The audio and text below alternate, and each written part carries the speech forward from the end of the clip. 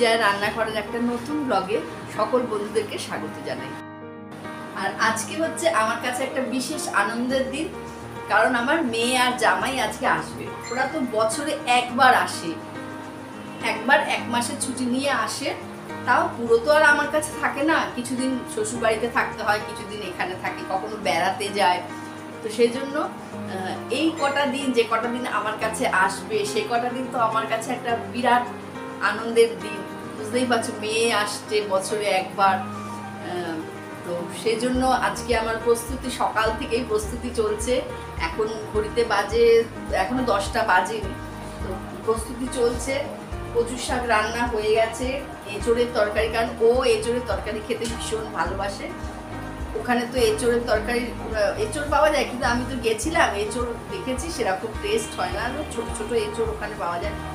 তো সেই ওখানে করে খাইয়েছিলাম। তো ও আসলে আমাকে বলেই দেয় যে এঁচোড় যেন থাকে মা। এঁচোড় তো এখন আর পাওয়া যায় না, কাঁঠাল হয়ে গেছে সব। এঁচোড়টাকে আমরা আগে থেকে মানে আমাদের বাড়িতে তো গাছ আছে কাঁঠালের, তো সেই এঁচোড় অবস্থায় কেটে গত বছরও করেছিলাম, ফ্রিজে একদম এয়ারটাইট করে কৌটো করে রেখে দিই। সেই এঁচোড়টাকে 2 মাস 3 মাস ধরে রয়েছে, সেই এঁচোড়টাকে আজকে রান্না করা হচ্ছে। চিংড়ি মাছ দিয়ে এঁচোড় আর চিংড়ি মাছ দিয়ে কচুর শাক। চলো তোমাদের সঙ্গে শেয়ার করি আর কি কি মাছ ওকে রান্না করে আজকে খাওয়াবো। দেখো, সকাল 10টার মধ্যে আমার এঁচোড় প্রায় হয়ে এসছে, আর এখানে দেখো কচুর শাকও প্রায় হয়ে এসছে। অনেকটা কচুর শাক ছিল, এখন দেখো মানে জল কমতে কমতে এইটুকুনি হয়েছে। আর এখানে দেখো দুপাশে দুটোতেই আমি চিংড়ি মাছ মেশাবো বলে দুটোতে আলাদা আলাদা করে চিংড়ি মাছ ভেজে ভাগ করে রেখেছি।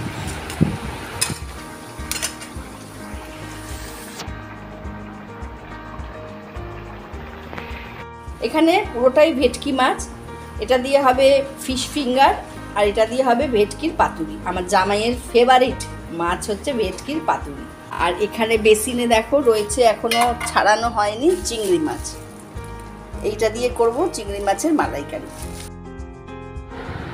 ভেটকি মাছ রান্না করতে গেলেই না আমি প্রথমেই নুন আর লেবু মাখিয়ে কিছুক্ষণ রেখে দিই, তাহলে না মাছের যে একটা গন্ধ থাকে সেটা চলে যায়।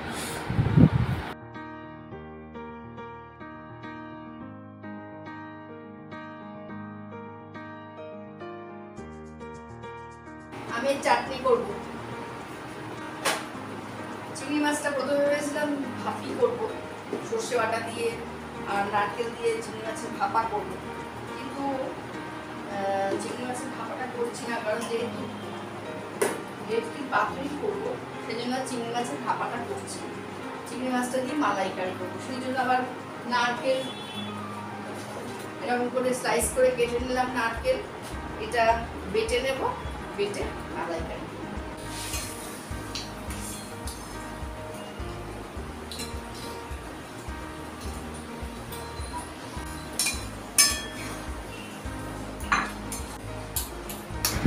চিংড়ি মাছের মালাইকারিতে দেবো বলে নারকেলটা বেটে একটু সামান্য জল দিয়ে বেটেছি, তাহলে নারকেলের দুধটা বার করতে সুবিধা হয়।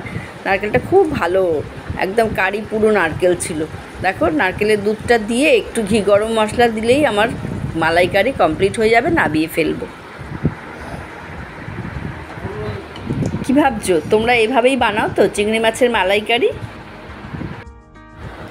এরপর সবশেষে বানালাম ভেটকি মাছের পাতুরি। কলা পাতাটা আগেই কেটে এনে দিয়েছে, আর আমি না ভেটকি মাছটাকে পুরো ম্যারিনেট করে সর্ষে বাটা দিয়ে পুরো ম্যারিনেট করে রেখে দিয়েছিলাম। এখন শুধু কলা পাতায় মুড়ে ভেজে নেব।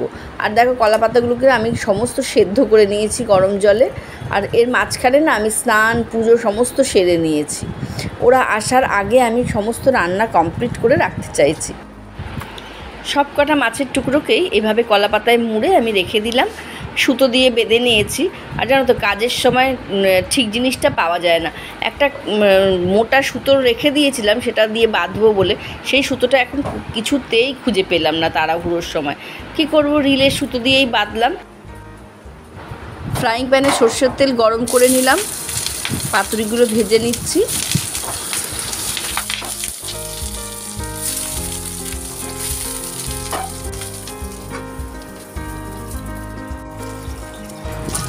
পাতুরিটা ভাজতে ভাজতে আমি ভাতটাও বসিয়ে দিলাম, কারণ ওরা বাড়ির কাছাকাছি প্রায় চলেই এসছে।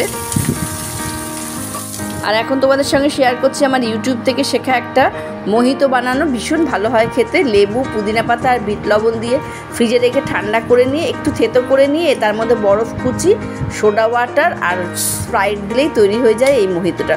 খুব ভালো হয় খেতে। যদি ভিডিওটা ভালো লেগে থাকে অবশ্যই লাইক, শেয়ার, কমেন্ট করে একটা সাবস্ক্রাইব করে দিও। ওদিকে মেয়ে জামাইও চলে এসেছে। আমি এখন বাড়ির গেটের সামনে গিয়ে একটু দাঁড়াবো, তোমাদের সঙ্গে আবার পরে কথা বলবো। আজকে আসি।